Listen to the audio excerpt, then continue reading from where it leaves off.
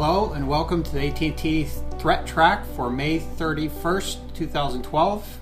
This is news and highlights and discussion on cyber threats, and this is from the perspective of a network service provider. Joining us today we have Dave Gross, John Hogboom, a new participant in our program, Stan Nurilov. I'm Brian Rexroad, and today I happen to be sitting in our Tech Channel studio that's located in Bedminster, New Jersey, sitting just outside our Global Network Operations Center, which is basically a fusion center for monitoring the health of the network and for coordinating measures or activities to prevent any sort of a network outage. So let's get right into it here, and we'll first go to Dave Gross. Welcome, Dave. And I understand you found an article by McAfee on sort of a study on antivirus protection. What do you have? Yes, thanks, Brian. Well, McAfee had found through a study of users of their McAfee Security Scan Plus diagnostic tool that 17%, or 1 in 6 PCs that had this, did not have basic security protection running. They define basic security protection as working antivirus, working anti-spyware, and working firewall. So they have to have all three to be considered protected, or is it at least one of those? They had to have all three to be considered protected. And the study was basically, as I said, users of this free tool, the Security Scan Plus diagnostic tool. It's only for Windows platforms, so it doesn't take into account any other platforms, because that could also skew the data. Some platforms like Apple platforms don't have as many running antivirus type things. So this is only PCs. The scan tool does check for threats, antivirus software, firewall protection, and one note is that these users, the ones that are using this Security Scan Plus, may be more likely to have a problem, and some of these things may be less well detected, so the results might be skewed. So I just wanted to point that out, but it is indicative that there are systems out there that are not protected. And in terms of statistics, they said that this was across 24 countries, and each month they were getting 27 to 28 million PCs in the study. It didn't say what the duration of the study was, but it did seem like it went over months of time. So anyhow, as I said, the results overall, 17% had no basic security. And one interesting thing was that the U.S. was in the bottom 5 countries. The average in the U.S. was a little over 19% unprotected, which is 1 in 5, which is less than the overall averages, which was kind of interesting. And they also provided another statistic with these, and that was how many did not have any antivirus installed, and that was 12%. So there's 12% that don't have even any attempt to do the protections, and then the other 7% or so have it installed, but for one reason or another it's not functioning. It could be that it was disabled, there's something not working with it, or maybe the subscription had expired.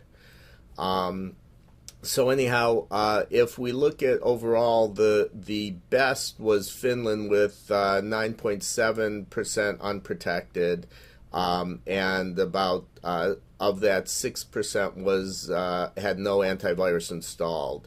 And the top 5 countries were Finland, Italy, New Zealand, Germany, and Denmark. On the bottom side, the worst was Singapore with about 21.75% unprotected, 10% with no antivirus installed. And then the bottom 5 were Singapore, Spain, Mexico, Japan, and the U.S. And also another statistic that they said is Spain had the highest the highest percentage that did not have antivirus installed at all, and that was 16%. And one other thing to point out is this study was actually done by scanning the machines as opposed to other studies that have been done polling typical users. And when they poll typical users, the average is about 6% not protected by antivirus. So Dave, go ahead. Oh, I was just sorry for the interruption, but I was wondering. So, what would inspire somebody to run this tool? How did the survey participants get sort of selected? Well, this is a free tool that you can download from McAfee, and it helps you do diagnostics. So I think it's a one-time scan. It doesn't provide ongoing protection from viruses, but I think it can help you find if you're infected, and also to see what your security status is. So perhaps more than likely, the ones that are downloading it suspect that they might have a problem. They're looking for some sort of an answer, and in the course of the scan, they find out that there's something missing in the protections that are there that showed up in this study. Correct? That's right. Yeah. That's right. Or they're somebody that's extra cautious and wants to try to run this on top of some other protections that they may have. Yeah. I think this is a very interesting article in the sense that, well, first of all, there's always that challenge in finding the right sort of categories for measurement, and they chose countries here to show the distinctions in terms of protections. And I think it's actually kind of surprising in my mind that there's such a diversity or such a difference between different countries and how well protected they are. Right. Right, absolutely. Any thoughts on why that might be? I hadn't come up with any conclusions as to why certain countries may be more protected than others. There were no indications in the survey that they had. Yeah. I can only guess that perhaps in some cases, one factor might be education. That is, in some countries, there may be a sort of a stronger education program.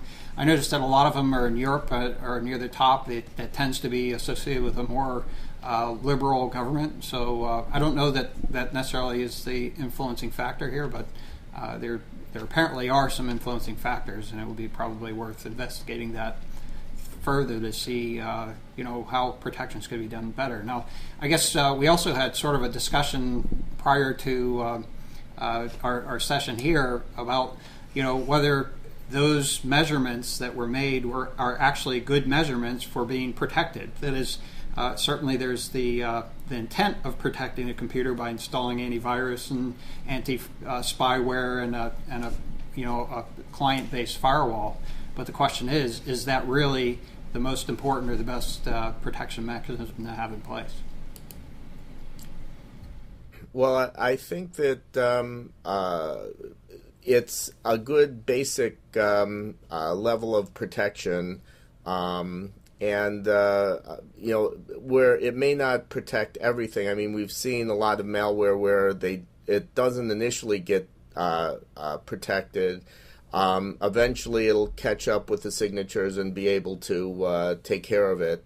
Be able to remove it or at least detect it. So I think it is a good basic thing to have, and all those threats that are known already and that they have signatures for will get picked up. And there's certainly a lot of the old threats that are still ongoing out there. Mm-hmm. Absolutely.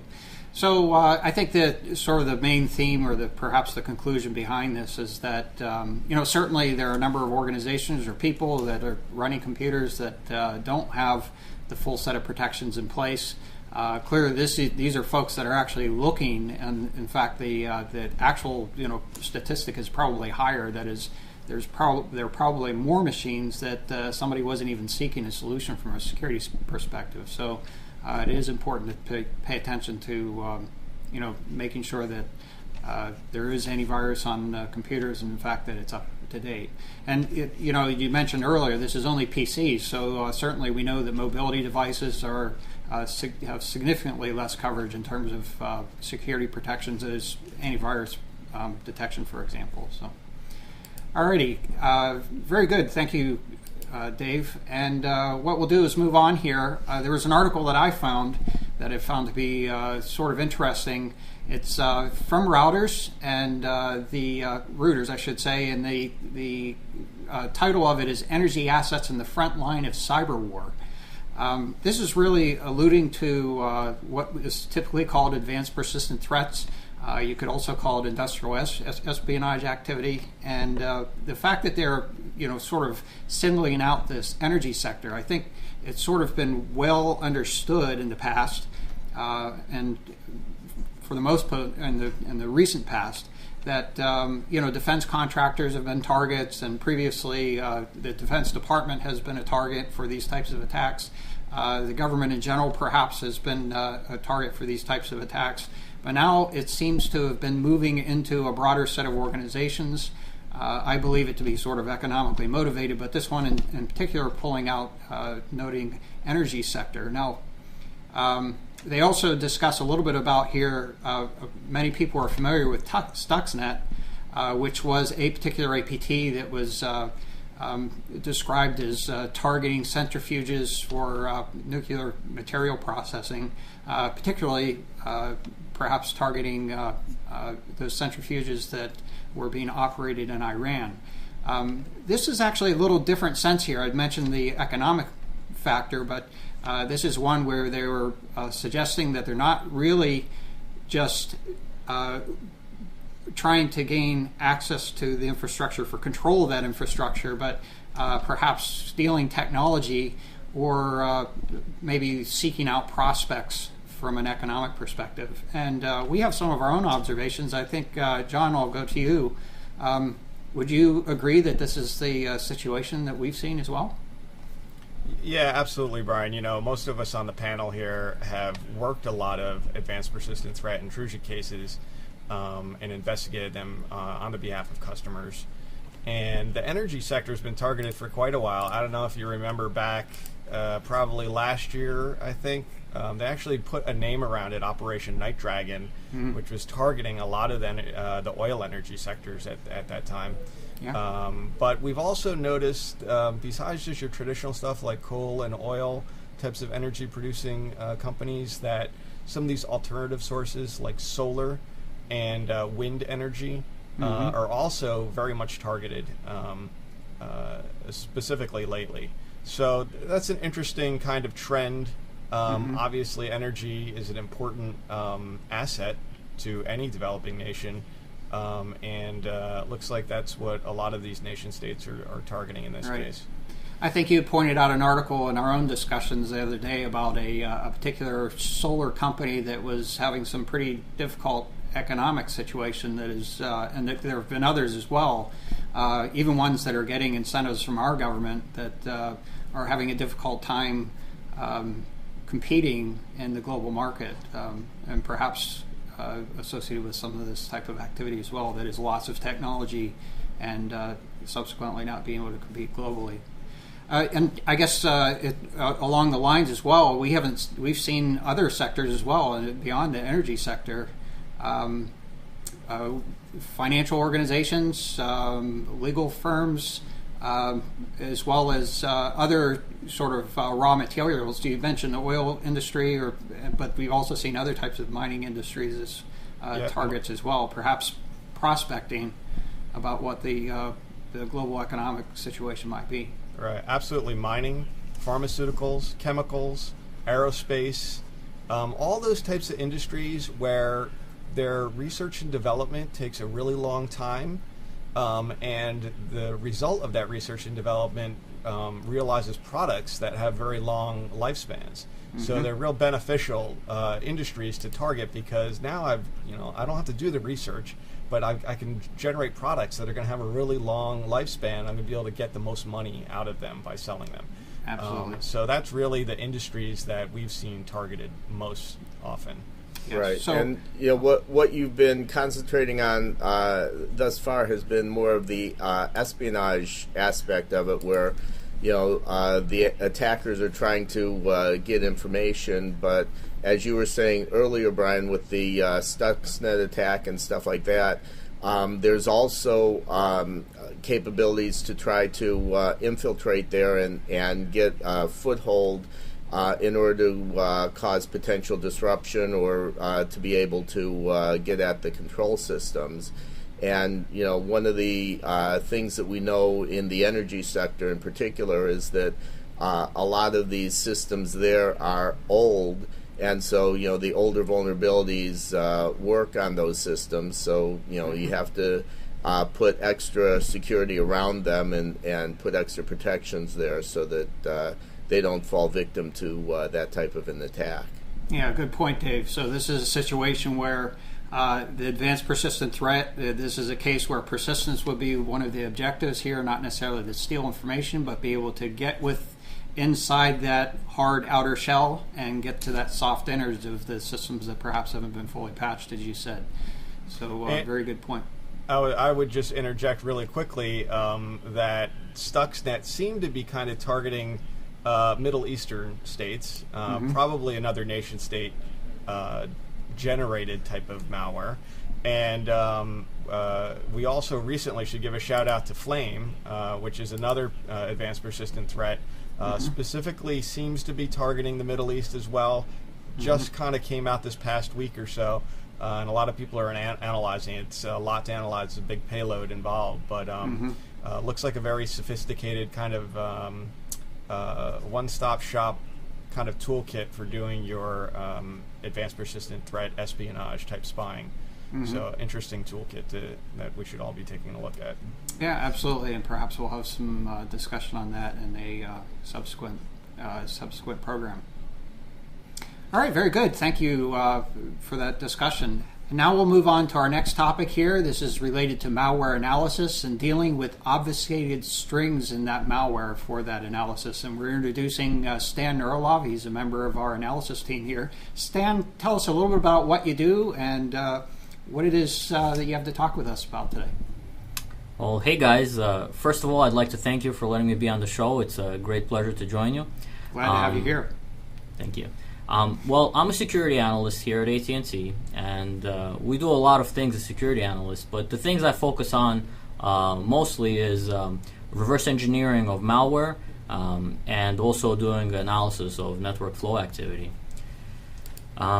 Today, I want to talk to you about some interesting techniques I found that malware authors use to obfuscate strings or text in the program, and I want to talk to you a little bit about the technique we found to reverse that process and so be able to deobfuscate the strings. So let me just pull up the presentation. Well, first of all, it's probably important to talk about what strings are and how they're used in malware analysis. So strings are just portions of the program or text that is human readable, so people can easily understand it, as opposed to the malware, which could be very complex and not human readable, not easily decipherable, and you need special tools to understand what's going on. So the easiest way to get started with malware analysis is really to look at strings, and from there you can really gain valuable insight by looking at the text and trying to basically determine what are the capabilities of the malware, what functions does it call, what operating system libraries it uses, and you can gain a lot of insight. Sometimes there's a special encryption keys or obfuscation keys that are hidden in the strings that you can use to decipher other portions of the program. So it's a really valuable tool. What's nice about it is that you can use it in static analysis, so you don't have to run the malicious executable. You could just look at these strings without running the malware. Well, and as you know, that running malware presents its own set of challenges because it has perhaps certain expectations of what it can execute, and sometimes is looking for what might look like a malware analysis environment and may behave differently. So certainly being able to analyze it statically would have its values. Yes. Yep. But and these, I'm sorry, I was just going to say these strings also are used by the program. It's not just comments or human readable things. So there may be domain names or other valuable pieces of information that are in the strings that help you look for other parts of the code or indicators. Right, like registry keys.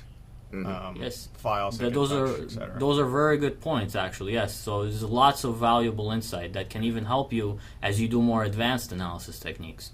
But of course, there are some kind of cons to this, and the fact that it's so simple to glean information. Obviously, the hackers have caught on to it, and so they really try to obfuscate these strings. They try anything from simple approaches to more complex approaches to hide the important pieces that will give you a clue as to what the malware is doing. And sometimes there could be lots of strings that could lead you down the wrong path, or it could be time-consuming to maybe look through all of them. It depends on the size of the malware. Just to give you an example, I recently did a search for string obfuscation techniques, and I came up with a sample statistic there from Google that basically returns over 600,000 results. So lots of people have ideas about how to obfuscate strings. Stan, sorry for the interruption here, but I'm just kind of curious. Did you happen to search for deobfuscation or the reversing obfuscation in your search? Yes, I did. And actually, Google autocorrects that to string obfuscation. Oh, how about that? So I mostly found hits for obfuscations, again, even though I searched for deobfuscation. So there were far fewer hits for that, which actually is quite interesting, because the first thing I tried to do when I discovered that this a particular piece of malware were using this was to see if there had been any other people who came up with automated techniques to decipher or deobfuscate these strings, and I couldn't find anything. So it's pretty cool. We actually ended up creating a new way to deobfuscate these things statically without running the malware. So actually, something that piqued my attention in the news this week was this report from Trend Micro regarding the eSushi APT campaign. And they have a very good write-up of it, which is available online, and it kind of details how the malware works. The reason it piqued my attention is because we dealt with this malware in the past ourselves, and we had done some analysis on it as well. And the technique I'm going to discuss that was used here to obfuscate the strings was actually used, the similar technique was used in that malware. So it kind of, the sample it reminded me of, I actually didn't start, we didn't have this utility, so I actually had to reverse engineer the sample by hand using Ali debug. And I noticed an interesting sequence of instructions that kind of piqued my curiosity, and I didn't understand why a program might be assigning the values in memory this way, sequentially. So I decided to investigate it further. And I ended up understanding what it was, and I wrote this utility. And just to give you an idea of what that would look like, it basically seemed like, if you're familiar with C or C++, I've created like a very simple utility here to show you that how the malware might operate to cause this kind of compiled behavior. Basically, you allocate each character of the text to the memory separately. What happens is, if you use the standard strings command on this type of executable, once it's compiled, you will not find the strings that are interesting, because they actually get built at runtime. When the malware runs, this string is created at runtime. You will find other strings, so you will find anything that exists together as a word or a sequence of words, but you will not find anything that is assigned sequentially, like in this example here. So let me make sure I understand correctly here, Stan. You're showing an example that happens to be written in C code that would create what you're doing here, and I think perhaps that's one of the challenges in reverse engineering a piece of malware, is that you don't have the source code accessible to you. You're trying to look at basically a disassembled version of the the object code, which ultimately you're trying to speculate what the source code might look like. Do I understand that correctly? Correct, yes. And I actually had to run, I created this utility, just a sample, just to understand if my assumption was correct. And I compiled the code very similarly, and I ran it through the utility that we created, and it turned out that my assumption was correct. You can find strings that are created this way using the utility we wrote. And it's a very simple technique. This obfuscation is not very complex. You might see that some malware authors may use it and some might not. It doesn't seem like it is very complicated. But surprisingly, there's no utility out in the community that is able to reconstruct something like this. So we gained a very good, useful tool out of the analysis of this malware. It's something I think is very unique, and we're able to do it without running the malware. So what I've shown here is that basically the string hello world 3, which is put together this way here, that was uncovered by this utility. And the interesting side effect of this is that you only end up finding the text portions that are hidden this way in the malware. So you get past all the other text that might be relevant or irrelevant, and you get down to just the portions that are hidden just this way. And usually the portions of malware that are hidden this way are the portions that you want to take a look at. And that's sort of an old adage: if you want to find the juicy stuff, you look for the stuff that's most well protected, right? Exactly. So I was actually curious to see how often something like this was used. So we had a cache of malware samples from our past investigations, and I ran this utility across all of them to see, does this get used often enough? Is this something very newsworthy, so to speak? And I was surprised to find it wasn't a lot of malware that does use this technique, but about 5 to 10% of the samples that we had access to did use this technique. And it was very, it is. And it was very interesting because in all of those samples, those were the strings that were meant to be hidden away. They represented either the control structure of the program, so they represented commands the malware might be able to run. And I mean, just to show you the sample of one malware, here's all the text that was obfuscated this way. So all these strings were obfuscated in just this way, and you could see that they represent some functionality that would be malicious in nature. So they appear to be commands associated with command and control that the perhaps a client or a service that was associated with the malware could be told to commit. Is that correct? Correct. It seems that way, and we were able to glean this information just with the static analysis. Another interesting thing to note is that in this particular malware sample, the encoding key, which was used to obfuscate the communications of the malware with its botnet command and control, that encoding key was also hidden in just this way.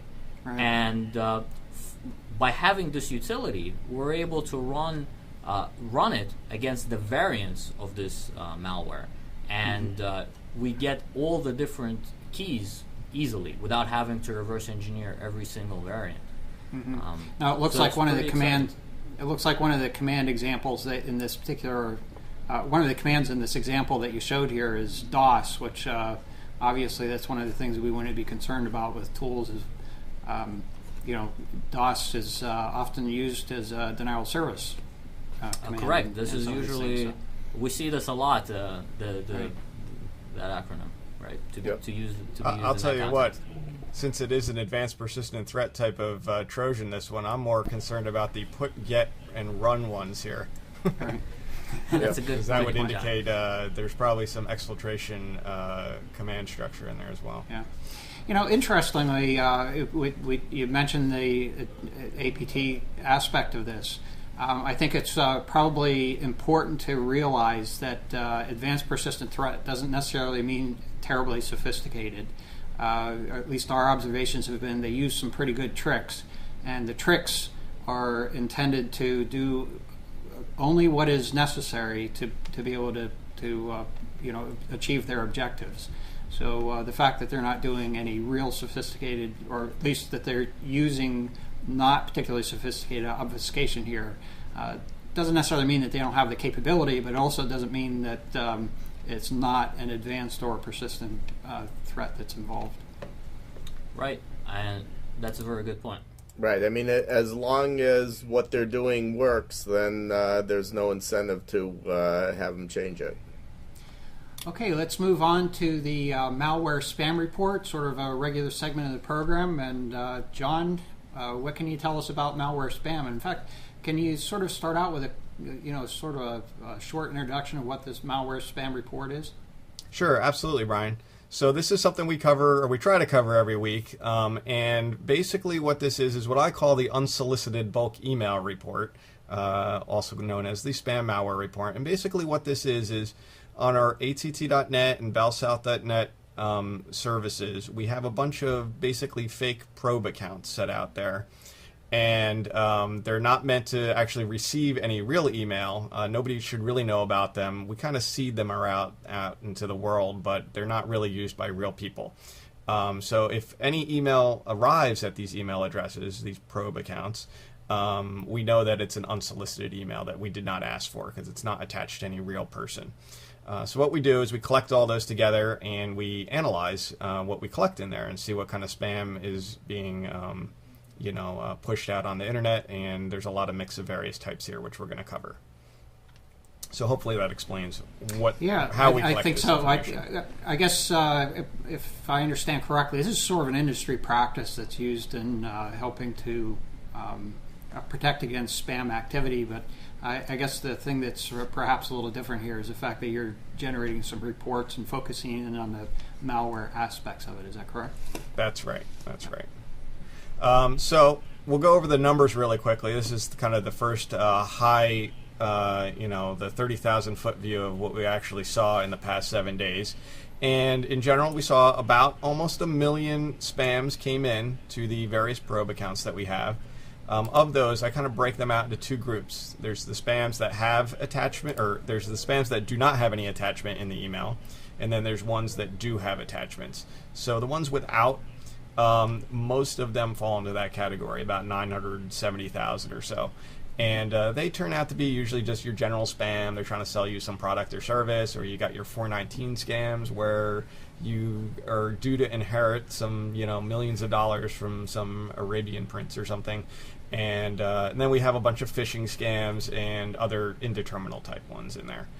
They take more kind of real eyes-on analysis to kind of determine what they all break out into, what categories. Mm-hmm. Otherwise, we have ones that have suspicious links inside there, so they don't have an attachment, but they have some kind of link in there that we know is probably something fishy. So it's either a zip file, probably with an exe inside, or an exe file, or a .scr file, or something else that's a little, known to be an executable, .bat file, etc. So then the other category is the with attachments, and in that group we got about 20,000 emails that had attachments in them. So not that many when you're talking about 1 million.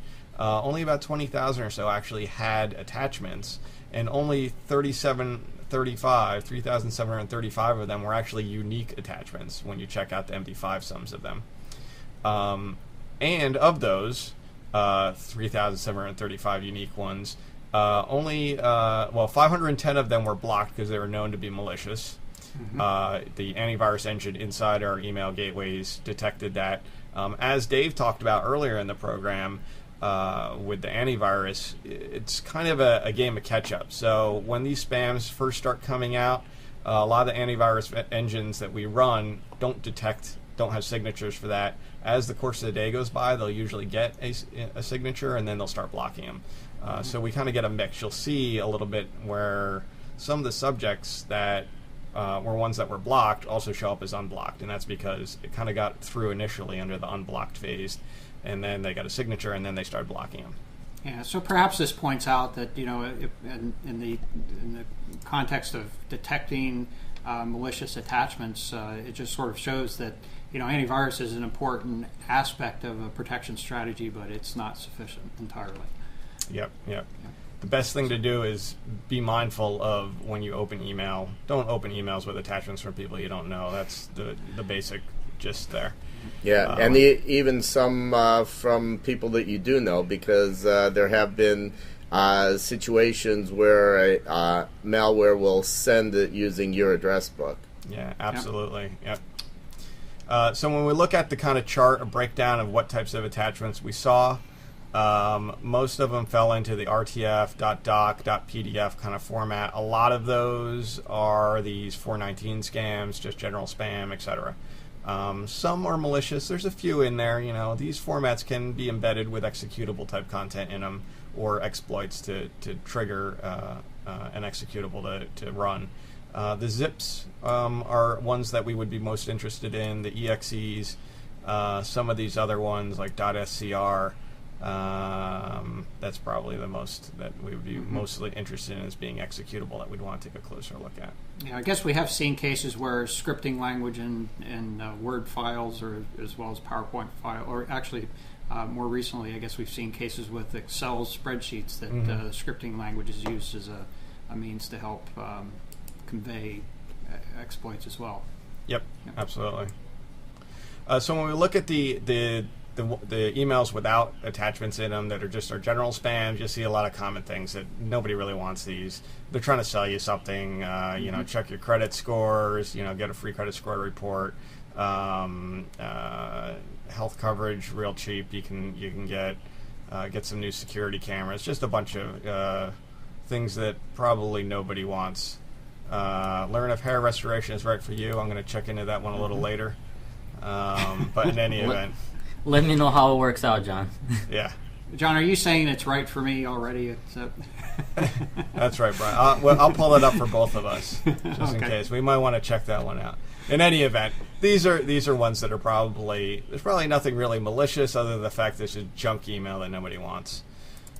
When we look at another way to view this is kind of do it as a word cloud. I like to do this because it kind of shows the trends of the topics of the subjects. And something I noticed in here this week was memorial shows up, and the word day as well. And as we know, Memorial Day just passed, so that's probably a reason for that one to show up.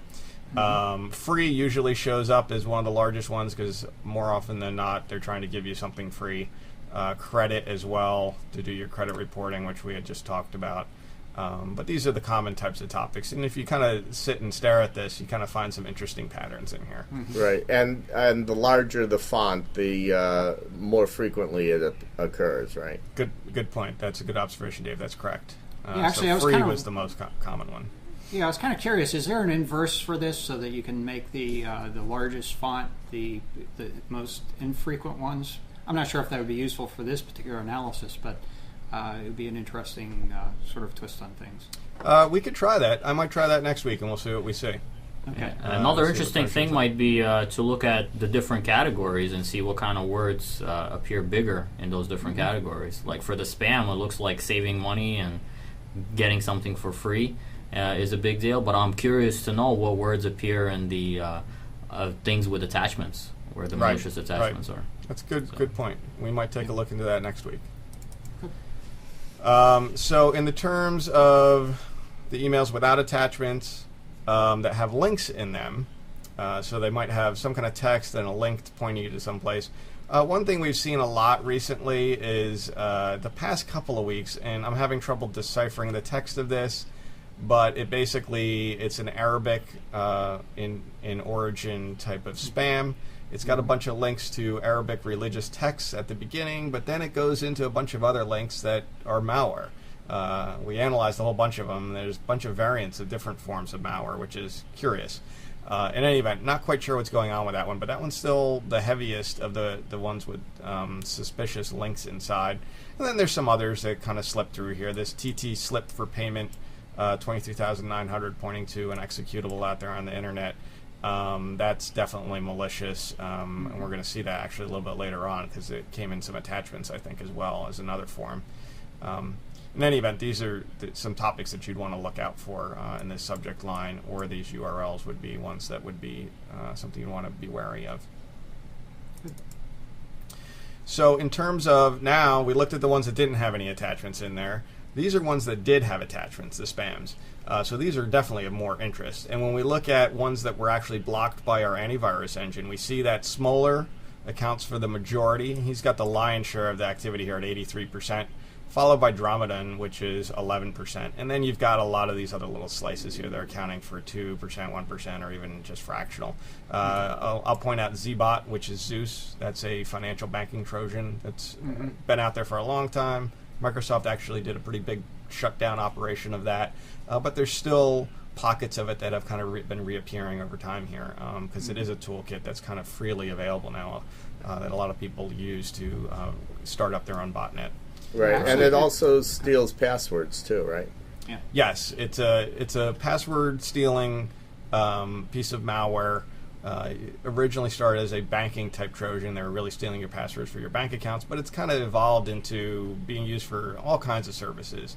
Anywhere they think they can get some financial gain. So if it's like your Amazon account and you've got your credit card hooked up to it, they could log in there, change your ship to address, and order some stuff on your credit card. So they use it for that too. Yeah. So John, is this a typical distribution that you've been seeing from week to week, or is there a subtle change that shows in this pie chart? Every once in a while we get a change. This is kind of the norm pattern that we see, though. But every once in a while we'll get a big spam run of something unusual that'll throw this pie chart off. But for the most part, Smoller and Dromadon are the heavy hitters. On occasion we see the Zbot one really spike up when we have a big Zeus run that goes out where somebody's spamming, en masse trying to get people infected with Zeus. But not much lately. So we'll look at some of the subject lines here of the ones that did get blocked, because these are the ones you'd want to be kind of paying attention to. The Dromadon campaign, mostly targeting DHL, so they're purporting to be DHL, saying you've got a problem, they couldn't deliver a package to you. This is a very common tactic. And they also have a little scam they've been running where they indicate that there's a photo of you that's been posted out to the internet that might be compromising, and you should really take a look at this because you might be worried about that. And it's not true. They're just trying to bait you into opening the attachment inside. Oh, for some politicians, it is true. Yeah. That could be true. You're right. The fake AV one is also a parcel scam. That's a very common scam where they're either purporting to be DHL, FedEx, UPS, something like that, saying we couldn't deliver your package. Be worried. Open this up and we'll tell you why. But in reality, that's not what happened. So be wary of those types of scams, especially if you didn't order anything recently. Smoller is also using a FedEx. They're purporting to be FedEx for their delivery campaign, whereas Dromadon was doing DHL. And let's just see if there's anything else interesting in here. MyTob is a campaign that we see week in and week out. Not a lot of it, mostly targeting AT&T.net users. And they're trying to indicate in the text here that it's purporting to be us, AT&T, that your account has expired or your password was changed, and it's not really from us. But they're trying to infect you with that. Yeah. So we could speculate that other organizations are being targeted with some sort of a similar message, but adjusted to target that organization. Yep, absolutely. I would imagine, but since we're AT&T, these are the ones we see targeting our customers. Right. Right, and it also looks like a lot of these, and as you go on, it's going to continue.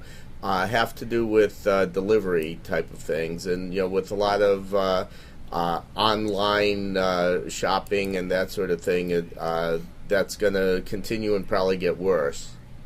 Yep, I would think so. And as we've seen time and time again during the holidays specifically, they really use that tactic because a lot of people are receiving packages around that time in the mail. Well, it's actually interesting to note that the subjects here are a little different than what we see for subjects for APT phishing. These seem to be targeted mostly towards like consumers, individuals who might have packages waiting for them or have passwords with the service account. But for APT, we see something a little bit different, and it's just interesting to know that. Yeah, absolutely true. And in fact, that's a good point, Stan. I think we've discussed in some previous programs that there are certain subject lines or topic areas that are used in some of these campaigns that do appear to be specifically targeting even businesses versus consumers that are not necessarily APT. So some of the bank fraud Trojans, there are occasionally some reasons why these organizations would want to target small to medium-sized businesses, and they're using the subject line to help facilitate that point. Yeah, very good point. And just wrapping up really quickly, these are the ones that actually slip through. In reality, these ones probably slipped through early in the day, and as signatures were created by the antivirus vendors, they started to get picked up. So you'll notice a lot of repeated topics here. I mentioned some of the executable names that were attached in the emails. Some of these were actually in a zip file, but I actually unwrap them as part of the analysis and look inside and see the exe. So it's being reported as an exe here, when it might actually be a .zip in the original attachment in the email. But in any event, these are the types of things we're seeing. The FedEx scam, the DHL scam, which we had just mentioned as being blocked. This was probably got through earlier in the day before a signature was created. So be wary of these types of topics. If you did click on any of these, open them and run them, you would get infected with one of these things. I think the smaller campaign is installing another fake antivirus as part of a follow-on thing. Once you get infected with smaller, it goes and downloads an additional payload, which it looks like a fake antivirus. I can't remember what Dromedon was doing. Zbot, obviously, that's not even a downloader. That's really just putting the Zeus Trojan on your machine. Yep, and this fake AV is not the antivirus that we're recommending running from my earlier discussion, just to be clear about that. Yes, there are a lot of those fake antiviruses out there, and they look really professional looking too, so be wary of those. Don't install antivirus from some company you've never heard of before, unless you're really certain that you know that they're legitimate. Yeah, it's all paint job, no engine. Yep, absolutely right. All right. Thank you very much, John. That was a very good report. All right. Thanks, Brian. Okay, so let's move into the Internet Weather Report, what we call affectionately the Internet Weather Report. I'll be reporting on that today. And basically what this is a report on anomalies that we've observed over the last week or so and some of the trends that we're seeing based on behavioral activity on the network. So, for example, reconnaissance activity, probing, or a volumetric change that's been observed. And to provide also some interpretation of what the cause of that might be. So, looking at this particular week, we've selected sort of the top items that would be of interest here, and all of them happen to be associated with probes increases, that is, activity that's generally associated with reconnaissance activity or scanning on the network, and in some cases it's related to the number of sources that are probing or the number of source IP addresses that are doing that probing and how that's changed over time, or it can be related to the number of probes that are taking place, which shows up in terms of flows and sometimes in packets as well. So we've picked the top of these, and we'll walk through each of these in succession here, although some of them get grouped together, and also take a look at some other trends that we've seen. So first one on the list is actually showed up as port 22 TCP. This was an increase in the number of sources that were doing the probing. As it turns out, in the course of analysis, we were able to find that this is actually related to a couple of other ports at least. Port 21 TCP FTP, which is a file transfer protocol, as well as port 3306, which is MySQL, that is interface to MySQL database. And in this particular case, basically what we're showing here is over the last 30 days, the number of sources that we've observed scanning on this particular port, on these ports, and each color on the graph shows each of the ports individually. So to be more specific, I think the 3306 is the red line, port 21 I believe to be the green line, and then port 22 to be the blue line. But in any case, what we found is that there is a correlation in terms of the number of the sources. There's an overlap in the specific sources that are doing this scanning activity, and there certainly is a correlation in terms of the timing of the activity as well. That is, for the most part, appeared over the course of last weekend. Most of these sources, which Brian was a holiday weekend, and so that might account for why it happened. Yeah, absolutely. Good point there, Dave. You and I, we've had many conversations in the past about how it appears that over the course of holidays, and in fact even over the summer break from schools, it appears that there's an increase in activity of this sort that is reconnaissance or other botnet activity.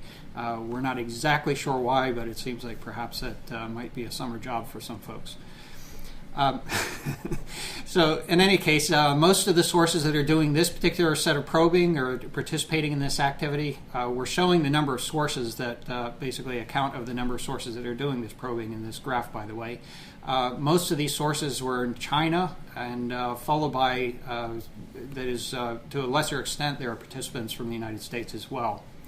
As I said, the activity does appear to be related, and it also may in fact be related to other activity, botnet-related activity that we reported on port 210 TCP, which we'll visit that in a couple of view graphs here as well.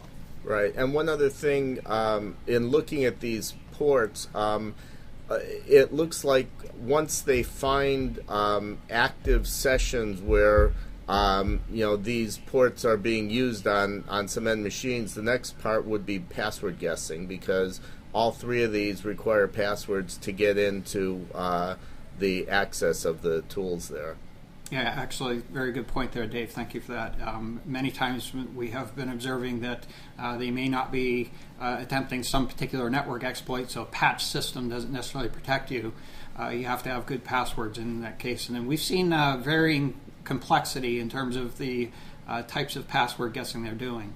And in fact, the other thing to sort of keep in mind here is locking out a particular IP address from that password guessing doesn't necessarily protect you, because this is in fact a botnet of at least thousands of machines. So if one IP address is locked out, other addresses will be able to come back and continue that password guessing activity. Next one here is scan probes. So whereas we were looking at the number of sources doing scanning in the previous one, this is in terms of the number of probes that we've observed on the network. This is on port 161 UDP. It's associated with a simple network management protocol. Now, simple network management protocol is used for acquiring status information from network devices or computing devices. It's also used for reporting, that is for those devices to report status or health information as well. We're looking at 30 days worth of data here, and what we've observed is that, sort of a generally low-level set of activity is always sort of taking place, but we've seen sort of increased activity in terms of probing on this port, and it's a little bit spiky. There was a recent spike as well. There are only a few sources that have been attributable to sourcing this scanning activity, and so this that is sort of a loose indicator that it's not that there are that many organizations that are doing this or they're active in this. And there are abuses that can be achieved using SNMP that's exposed to the internet. So obviously our recommendation would be is not to expose SNMP to the internet. Next item here is what we're going to describe as continued scan sources on port 210 TCP. So we're shifting back to looking at the sources that are doing that scanning activity. We're showing 90 days of activity in this particular graph, and the point being is that there was a period before about mid-March where there was no scanning on this port. It just showed up around mid-March. And we believe this to be associated with a botnet. It may in fact be related to that activity that we were discussing earlier on port 22, port 3306, and port 21. And we believe this to be associated with basically exploiting security camera DVRs. So this is something we have been tracking and are continuing to investigate. The next item here, scan sources on port 5900 TCP. 5900 TCP is used for virtual network computing. This is a remote access tool for accessing PC desktops remotely. And in this case, we're showing 30 days of data. And this is in terms of the number of sources that are doing that scanning. And in this particular case, the majority of the sources at least the most aggressive ones, are originating from Russia. So it appears to be a different botnet, certainly a different group than the other scanning activity that we just reported on here, but perhaps with a similar motive to perhaps get remote access to machines using some different methods. Other commonly access ports or probed ports along these lines, there's some sister applications. We'll be visiting those in a couple of minutes here. Next item is scan probes on port 6666, this TCP. This application is, or this port is associated with Internet Relay Chat. It's also related with a Windows Media application as well. We're showing 30 days of data. What we're seeing here is sort of spiky or spurious scanning activity.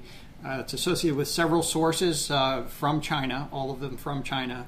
And I'm not exactly sure what they're going after here. One possibility, speculatively, is they may be looking for IRC servers or platforms that would be accessible for perhaps a command and control of a botnet. There may be some vulnerability associated with the Windows Media application as well. It's difficult to say, but certainly one of the things we did find is that of the few sources that are doing scanning on this port, one of those sources had been also probing on port 1433 previously, so there may be some relationship there. Next item, scan probes on 65500 TCP. This is not a port that's well associated with any particular application. There are a few sources from China that have been doing the probing on this port, and based on some other analysis, one of the most aggressive sources that had been attributed with scanning on this port has also been attributable to scanning on port 3389 and 4899 TCP. Now, as I mentioned earlier, there are some sister applications associated with, or similar applications, I should say, associated with port 5900. That was the VNC, a remote desktop access. Port 3389 is associated with the remote desktop protocol, which is essentially a similar type of remote desktop capability. And then 4899 TCP is also associated with that sort of application. So that covers the anomalies. Now, what this is looking at is for a single day of activity, particularly on May 30th, the top 10 most probed ports. So this is showing in terms of the number of probes that have been measured and which ports get probed the most. On the top of the list, and this is fairly typical, we're seeing port 445 TCP. This is typically associated with the Conficker infection and also a number of botnets that sort of mimic similar kinds of exploits, that is looking for unpatched machines as well as looking for weak file shares through perhaps password guessing.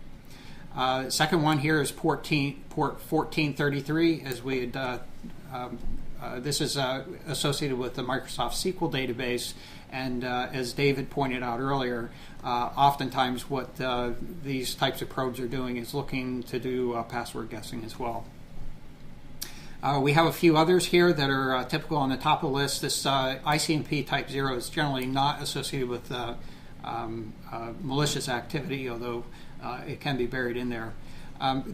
We have already talked about port 3389, which is a remote desktop protocol, port 22, which is SSH, a remote encrypted shell access, port 5900, that's the VNC that we had talked about earlier, and then this port 27977 we reported on a number of times. This is not associated with any specific application, but what it is associated with is there have been at least some information posted on the internet that suggests that it's perhaps a proxy port associated with the TDSS rootkit. So this may be probing around looking for machines that have been infected with TDSS. Port 8080 as well as port 80 are both associated with web applications, and so there may be an attempt to look for exploitable web platforms. This port 16464 is not considered security relevant. It's related to some peer-to-peer activity. Next item here is actually related to that same pie chart, but looking at it in a little bit of a different perspective. This is what I call the aggression factor, and this is sort of a new experimental thing of showing, so I'm not sure it'll be a regular part of the report. but does have some interesting information here. So this is basically looking at the probes per capita. That is, how many probes per source is in terms of the number of sources that are doing this probing activity. And so we get some idea how aggressively they're really scanning. Now, using port 445 as a reference factor here, what we'll see is that, and this is one that's sort of the most probed port. It's got the most probers on that port as well. Mostly is attributed to configure infections and some other botnets that are doing similar types of exploit attempts. And it's actually kind of interesting. I think we had done a program maybe 1 or 2 programs ago, reported on the number of configure infections. I think it's around 2.8 million of those, just as a reference point. So if we assume that these scanners are using the regular operating system TCP stack to do the probing, there seems to be sort of a lower bound here of 4.0, just to get an idea of what the probing activity or the aggression factor is for the TCP stack. And we see that on a number of these ports, port 5900, port 80, and we're going to just sort of ignore this UDP activity right here for the purpose of this discussion. So what we see is some of these other ports like 1433, 3389, port 22, and port 27977, as well as port 8080 even, where the aggression factor is higher. And it's sort of suggestive that they may be bypassing the TCP stack for the objective of being able to probe more destinations with fewer machines. And we have seen cases where oftentimes the source port is a fixed port instead of a randomly selected ephemeral port, which is another indicator that there's a specialized tool being used for this probing activity. So that's just a sort of an interesting observation, which is perhaps suggestive of the objectives here, or maybe even more suggestive of the level of sophistication of the tools that are being used.